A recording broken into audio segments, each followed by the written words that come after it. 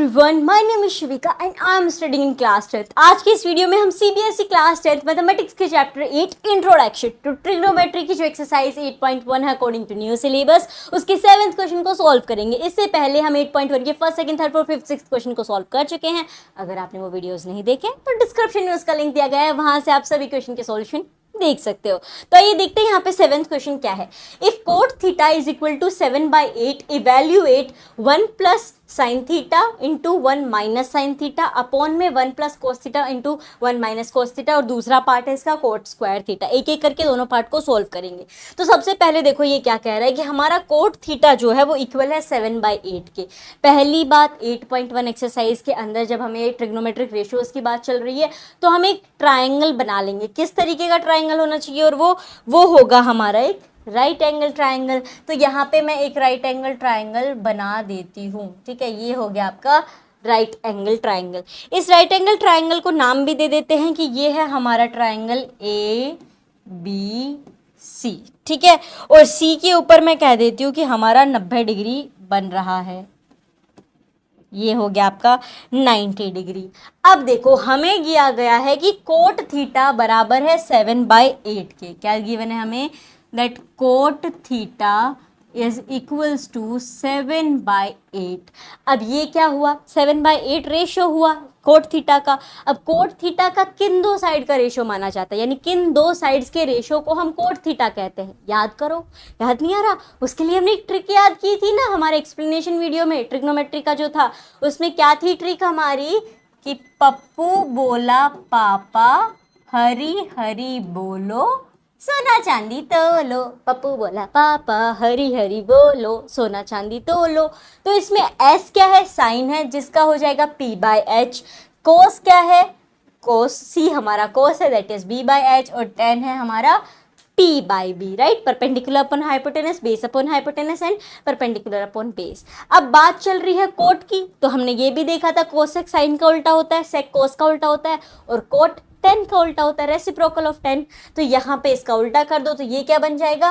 b/p। तो ये हो जाएगा आपका बेस अपॉन में परपेंडिकुलर, और आपका बेस और परपेंडिकुलर आ गया कि बेस है हमारा 7 और परपेंडिकुलर है हमारा 8। तो इस ट्राइंगल के अंदर अब सवाल ये आता है कि हाइपोटेनस तो 90 डिग्री के सामने वाला निकल आएगा। ठीक है, अब बेस और परपेंडिकुलर कैसे देखें? तो हमें दिया गया है थीटा, तो हम ये मान सकते हैं कि हमारा एंगल ए जो है वो थीटा है। तो अब इसके हिसाब से हम इजीली परपेंडिकुलर और बेस निकाल लेंगे कि थीटा के अपोजिट वाली साइड हो जाएगी परपेंडिकुलर। इट मीन्स BC आपका परपेंडिकुलर है तो ये आपका आ जाएगा 8, और बेस क्या हो जाएगा? बेस आपका AC हो जाएगा, बिकॉज थीटा के साइड वाली साइड एकदम एडजेसेंट पड़ोसी साइड है हमारी ये। तो ये आ जाएगा आपका बेस जो कि दिया गया है 7। अब जरूरत है हमारे तीसरी साइड की। ठीक है, तीसरी साइड हमें चाहिए क्योंकि इसे सॉल्व करना है साइन थीटा वगैरह को, तो हाइपोटेनस की हमें ज़रूरत होगी यहाँ पे सॉल्व करने के लिए। तो हाइपोटेनस अब निकाल लेंगे कैसे? आसानी से निकाल सकते हो आप using Pythagoras theorem. So let's apply. हमारे पास यहाँ पे हो गया बाय पाइथागोरस थ्योरम, इसे हम यहाँ लिख देंगे। पाइथागोरस थ्योरम क्या बोलते हैं? हाइपोटेनस का स्क्वायर इक्वल होगा परपेंडिकुलर के स्क्वायर प्लस में बेस के स्क्वायर के। इट मीन्स आपका AB का स्क्वायर जो है यहाँ पे, मैं यहाँ पे हाइपोटेनस का स्क्वायर जो है वो इक्वल ले रही हूँ किसके? परपेंडिकुलर के स्क्वायर प्लस में बेस के स्क्वायर के। अब आपको हाइपोटेनस तो निकालना ही है। परपेंडिकुलर आपका क्या है? 8 है, इसीलिए ना अलग अलग से लिखना कि बेस कितना है परपेंडिकुलर कितना है, तो आपको इजीली पता चल जाएगा। ट्राइंगल में कंफ्यूज होने की जरूरत नहीं पड़ेगी। तो यहाँ पे आप सीधा सीधा लिख सकते हो कि परपेंडिकुलर हमारा 8 है, बेस हमारा 7 है, इनका स्क्वायर कर देंगे। h स्क्वायर 8 का स्क्वायर कितना हो जाएगा? 64, 7 का स्क्वायर 49, 64 में 49 फटाफट से ऐड कर दीजिए तो ये आ जाएगा 113। अब देखो हमें खाली हाइपोटेनस निकालना था, स्क्वायर तो हमारे पास ऐसे ही आ जा रहा है तो इसे हटाना पड़ेगा। तो इसे हटाने के लिए दोनों साइड हम रूट लगा देंगे, तो रूट से स्क्वायर कट जाएगा और यहाँ पे ये आ जाएगा आपका h इक्वल टू रूट 113। क्या हम 113 को रूट से बाहर निकाल सकते हैं? जी नहीं, बिल्कुल नहीं निकाल सकते, ये इसी के अंदर रहेगा। तो आपका ये वाली साइड आ गई रूट 113 3 और मैं यहाँ पे भी लिख देती हूँ that our h is equals to root 113। अब आ जाते हैं, हमारे पास अब तीनों साइड आ गई हैं, ठीक है। ट्रिग्नोमेट्री का क्वेश्चन सोल्व करने के लिए हमारी जो ट्रायंगल है, राइट एंगल ट्रायंगल है, उसके हमारे पास तीनों साइड होना बेहद ज़रूरी है। तो अब तीनों साइड हैं, अब आप इजीली जो इसका पहला दूसरा पार्ट है उसे सोल्व कर लोगे, पर थोड़ा यहाँ पे दिमाग चलाना पड़ेगा। और भले ही ये चैप्टर नया है, इसमें थोड़े बहुत कॉन्सेप्ट पुराने वाले भी लगेंगे। तो वो कौन कौन से लगेंगे, देखो पहला पार्ट है आपका, मैं फर्स्ट पार्ट से यहाँ पे ले रही हूँ, क्वेश्चन सेम रहेगा, आप वहाँ से तो यहाँ पे कॉपी कर सकते हो। ये है आपका 1 plus sine theta multiplied by 1 minus sine theta. इसको देख के आपके दिमाग में एक फॉर्मूला आना चाहिए, वो क्या है, that a minus b multiplied by a plus b is equal to a square minus b square, right. ये हमारा फॉर्मूला, मैं इस फॉर्मूला को यहाँ पे लिख भी दे रही हूँ कि हम इस फॉर्मूला से इस क्वेश्चन को सॉल्व करने वाले हैं। फॉर्मूला है हमारा that a minus b multiplied by a plus b equal होता है a square minus b square के। तो समझ आई मैं क्या कह रही हूँ कि यहाँ पे ये जो माइनस वाला है इनको भी हम इसी हिसाब से लिख देंगे, ये पूरा का पूरा इस छोटे से टर्म में लिखा जा सकता है। जी हाँ बिल्कुल, क्योंकि ये फॉर्मूला तो ऑलरेडी प्रूवन है। सो बस सेम चीज़ आपकी यहाँ पे दूसरे वाले में भी अप्लाई हो जाएगी। देख सकते हो आप यहाँ पे 1 plus cos 1 minus cos theta, तो वही है a माइनस बी और a प्लस बी, तो बराबर हो जाएगा a square minus b square. तो चलो इसे सबसे पहले हम यहाँ पे लिख देंगे, तो ये हो जाएगा a स्क्वायर दैट इज 1, तो ये हो जाएगा 1 square minus sine square theta, क्योंकि ये हमारा b है, अपॉन में ये जो चल रहा है ना आपका 1 प्लस में कॉस थीटा, इसको ले लोगे तो ये भी इसी फॉर्म में लिखा जाएगा, तो ये हो जाएगा 1 स्क्वायर और माइनस में अब आपका इधर कॉस है, सो कॉस स्क्वायर थीटा। ठीक है, इतनी चीज़ बन गई। अब इसी को हम यहाँ पे आप देखो तो स्क्वायर 1 का स्क्वायर क्या होगा, 1 ही हो जाएगा। सेम यहाँ पे भी 1 का स्क्वायर 1 हो जाएगा। तो मैं इन दोनों में से इन स्क्वायर को हटा दे रही हूँ। सो बिल्कुल कंफ्यूज मत होना कि सीधा एक कहाँ से टप गया, यहाँ पे पहले स्क्वायर था पर 1 का स्क्वायर 1 ही होता है, तो मैंने यहाँ पे डायरेक्टली से लिख दिया है। आप चाहो तो दोनों स्टेप लिख सकते हो। ठीक है, आगे चलते हैं। अब हमारे पास आ गया है 1 minus sine square theta upon में 1 माइनस कोस स्क्वायर थीटा। अब क्या आप साइन स्क्वायर और कोस स्क्वायर निकाल सकते हो? जी आप बिल्कुल निकाल सकते हो। कैसे? उसके लिए वापस आपका फॉर्मूला क्या है? पप्पू बोला पापा हरी हरी बोलो, सोना चांदी तोलो। तो सोना हमारा साइन है, that is p by H, तो आपका p बाई एच यहाँ पे साइन पे लग जाएगा, तो ये आपका आ जाएगा 1 माइनस p बाई एच। याद रखना p by h, this is for sine theta. और इसकी वैल्यू यहाँ पे क्या दी गई है? Perpendicular is 8, it means 8 upon में h hypotenuse that is root 130। तो ये हम लिख देंगे। स्क्वायर लगाना कतई मत भूल जाना, ये तो आपने साइन थीटा की वैल्यू डाली है, स्क्वायर तो फॉर्मूला के हिसाब से चलेगा ही। तो ये यहाँ पे आ गया। अब अपॉन में आएगा इस पूरे की क्या? 1 माइनस कॉस थीटा। अब बताओ क्या आप कोस स्क्वायर को भी लिख सकते हो? जी हाँ बिल्कुल लिख सकते हो।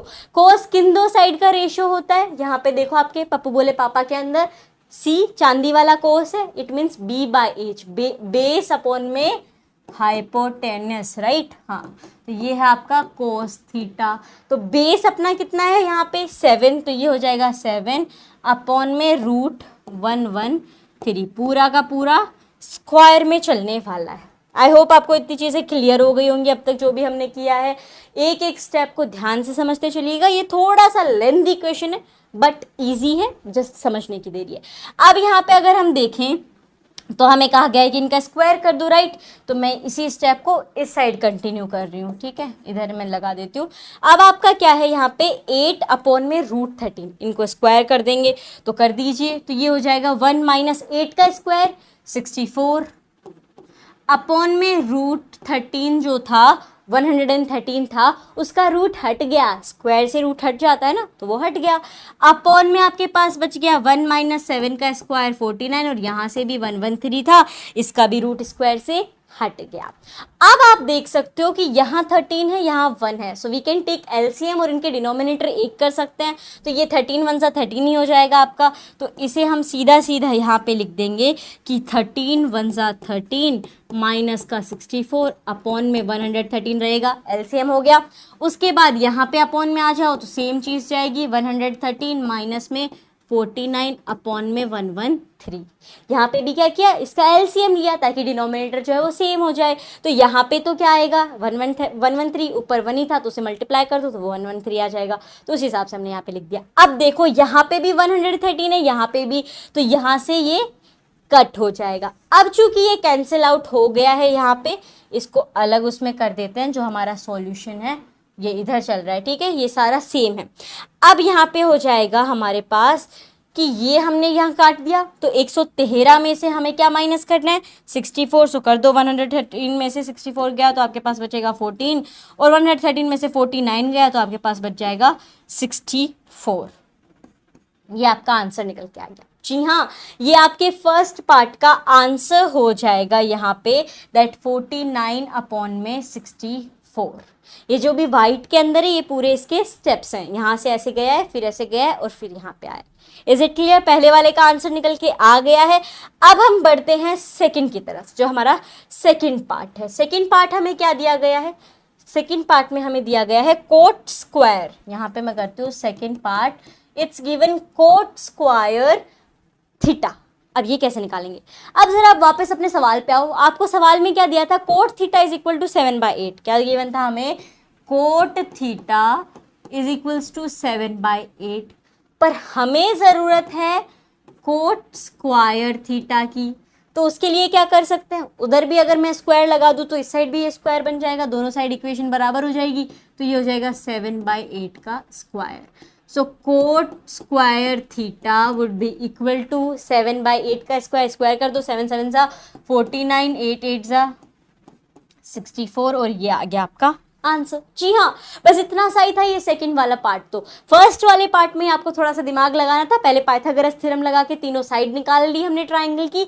उसके बाद सवाल को देख के पहले जो चीज़ें हमने सीखी थी वो यहाँ पे फॉर्मूला लगाया, उस फॉर्मूला के हिसाब से ये सारा प्रोसेस करते हुए ये आपका आंसर आया 49/64 फर्स्ट पार्ट का, और सेकेंड पार्ट का भी आंसर यही आया 49/64। और इस तरीके से ये पूरा का पूरा 7th क्वेश्चन हो गया है सोल्व। अब चूंकि सॉल्यूशन निकल के आ गया है, ये क्वेश्चन सोल्व हो गया, थोड़ा सा लेंथी था, तो इस बात पे एक लाइक तो बनता है, तो इस वीडियो को लाइक कर दीजिए। We will meet in the next video, till then take care, bye bye.